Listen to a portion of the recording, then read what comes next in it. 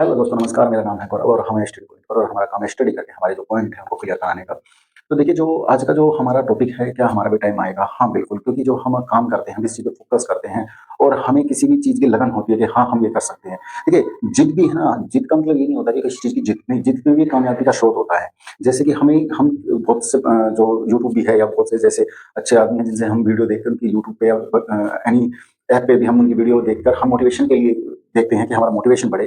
पर देखिए, मोटिवेशन के लिए ना हमें जो अपने आस-पास क्या चल रहा है, हमें हमें उस पे भी ध्यान देना चाहिए।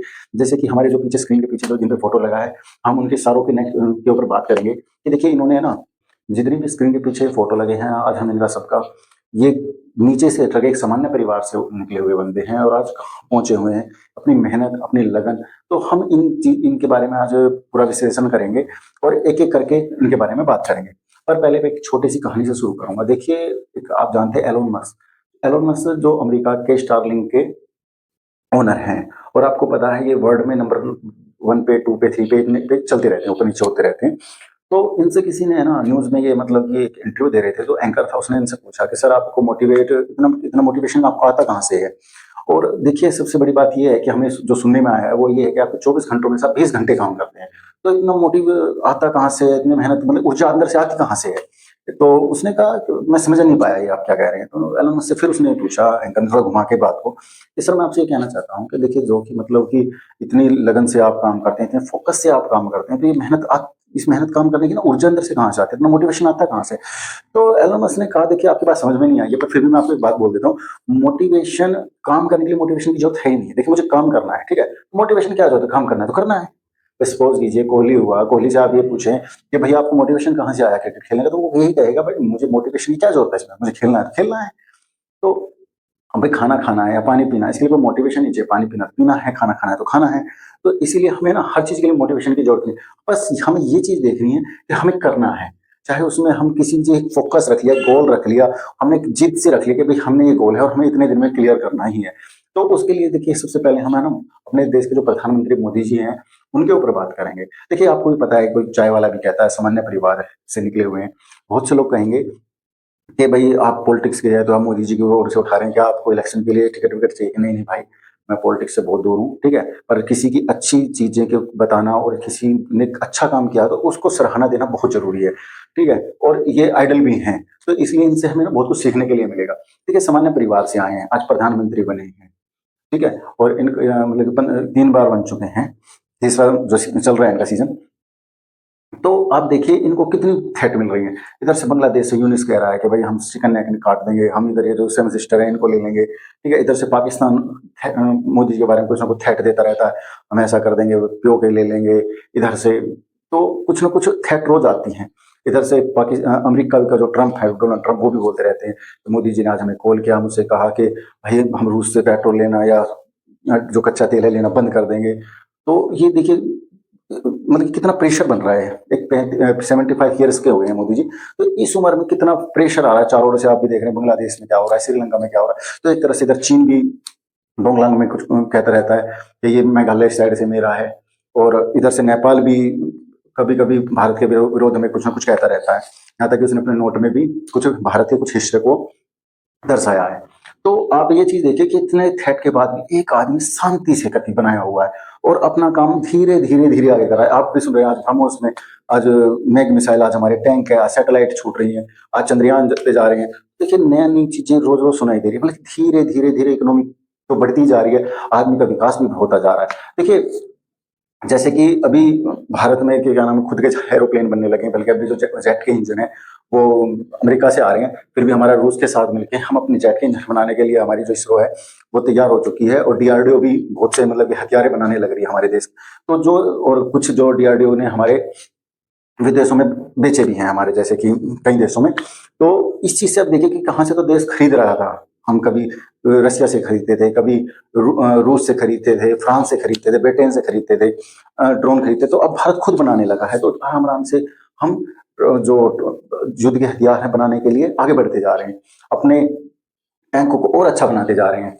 तो इसमें हम अपने देश के जो जिससे कि कल को युद्ध छिड़ जाए उसके लिए, हथियारों के लिए, क्योंकि देखिए मेक इन इंडिया बहुत ज़रूरी है। क्योंकि आपने भी देखा है कि रूस का और जब तक यूक्रेन का युद्ध हुआ है, तो जब से देख रहे हैं कि पूरा यूरोप यूक्रेन को हथियार दे रहा है, पर एक रूस है क्योंकि उसकी खुद की मैन्युफैक्चरिंग है, वो खुद अपने पैरों पे खड़ा है, खुद टैंक बना रहा है, खुद जहाज बना रहा है, खुद मिसाइलें बना रहा है, और 4 साल से बंदा अकेला लड़ रहा है।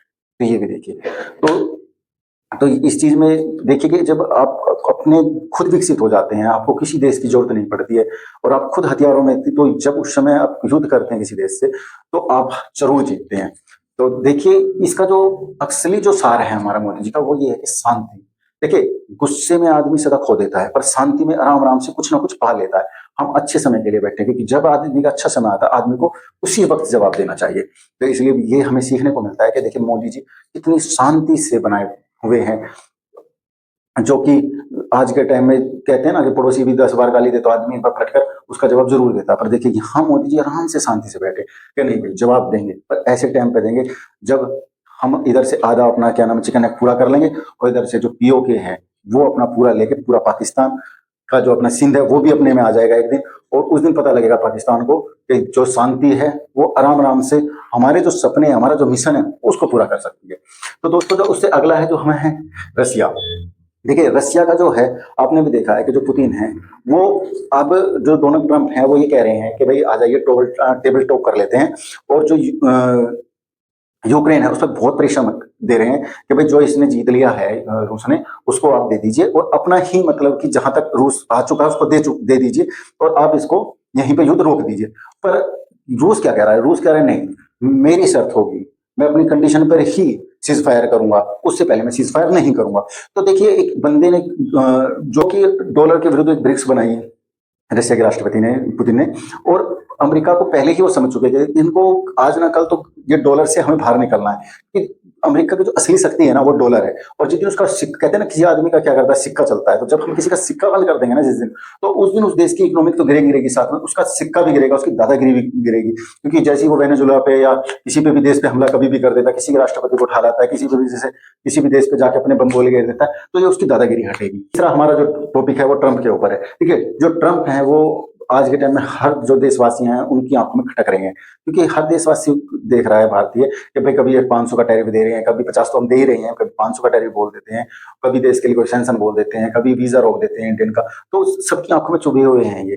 पर आप एक चीज याद रखना कि जो हमें आज के टाइम में अपना पीओके लेना है, ठीक है, तो उसके लिए ये बंदा एक दिन बहुत बेस्ट निकलेगा इंडिया के लिए। अभी तो देखिए, कभी कभी अभी तो ये हमें बहुत बुरा लग रहा है कि भाई पता नहीं क्या करके जाएगा, देश का नाश ही कर रहा है, कभी किसी के देश से युद्ध कर रहा है। देखिए, ये बंदा है ना अपने ही जाल में खुद फंसने लग रहा है, क्योंकि देखिए अमेरिका जब किसी आदमी की लड़ाई उसके पड़ोसी से हो जाती है ना, ये क्या है, अपने यूरोपियों से, जो यूरोपी है अब उनसे लड़ना शुरू कर दिया है। हम इसके ऊपर एक सेशन और लेके आ रहे हैं जिसमें कि नाटो टूटने वाला है। आप उसे बहुत जल्दी हम अपने चैनल पर डाल देंगे।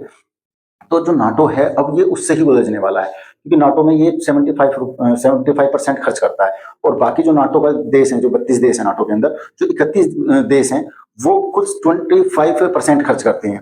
तो ये इतना बड़ा आंकड़ा है यूएसए का, जो यूएसए खर्च करता है अपने ही हथियारों पे, अपने टैंकों पे, ये इस पे। तो अब ये जो बंदा है इसका एक ही फोकस है, इससे कोई भी बात कर ले, कोई भी देश का बात कर ले, ये सीधा अपने ट्रूथ पे जाता है, उसकी सारी बात डाल देती है। देखिए, एक राष्ट्रपति दूसरे राष्ट्रपति की बात होती है तो वो गोपनीय बात होती है, पर इसके लिए कोई ऐसी गोपनीय बात नहीं। ये किसी भी देश को बोल देता है भाई तेरे पे 25 लगाऊंगा, तेरे पे 15% टैरिफ लगाऊंगा, 40% टैरिफ लगाऊंगा, तो हर देश घबराया हुआ है। और जो भी देश जिस देश का भी राष्ट्रपति इससे बात करता है, ये उसकी बात ट्रूथ पे डाल देता है कि ये तो कह रहा भैया हाथ जोड़ रहा है, जैसे जापान के बारे में बोल गया था, भैया ये हाथ जोड़ रहा है और मेरे से माफी मांग रहा है कि सर हम आपके साथ डील करेंगे और आप ये ऐसा मत कीजिए, हमारी इकोनॉमी गिर जाएगी। तो देखिए, ये बंदा बड़बोला आदमी है, तो हमें एक चीज याद रखनी चाहिए, क्या नहीं बोलना चाहिए। देखिए, ये चीजें भी है, एक चीज तो होती है कि हमें क्या बोलना भी चाहिए और क्या नहीं बोलना चाहिए।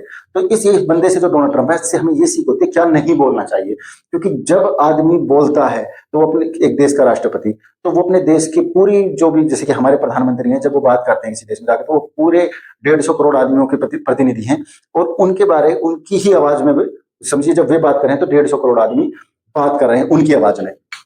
तो दोस्तों, इन तीनों के ऊपर था, और इनसे हमें क्या सीखने को मिलता है। देखिए, बड़े बड़ी जो चीजें हैं, बड़े बड़े जो आदमी हैं, उनसे हमें यही सीखने को मिलता है कि अपने फोकस रखिए, अपने चुप्पी लगा के रखिए, समय आने पे बताइए कि हम क्या कर रहे हैं और क्या कर सकते हैं। हम जो हमारे पास हमारे पास जो प्राकृतिक संसाधन है, हमारे पास जो आजकल जो घट रहा है, हमें उस पर ध्यान देना चाहिए, और हमें फोकस करना चाहिए कि जब भी हम उठें सुबह तो हमें ये ध्यान रखना चाहिए कि हमने जो कल गोल किया था, आज हम उससे अच्छा काम करके दिखाएं। जो हमने कल काम किया था, हम चाहे 1% हो, उससे ऊपर काम करें। हम जो काम कर रहे हैं उसके बारे में बहुत से आदमी बोलेंगे कि आपने ये अच्छा नहीं किया या आप ये कर नहीं सकते। देखिए, ये चीजें तो सब बोलते हैं, परिवार में, आपके दोस्तों में, आपकी रिश्तेदारियों में, सब ये बोलेंगे। पर आपको सिर्फ फोकस रखना है अपनी कामयाबी पे। आप क्या कर रहे हैं, आपको अपने पर विश्वास होना चाहिए, क्योंकि जिस आदमी को अपने पे विश्वास होता है वो कभी नहीं हारता दोस्तों। तो आज के लिए इतना ही दोस्तों, और हम अगला बार मिलते हैं। इसके लिए नमस्कार।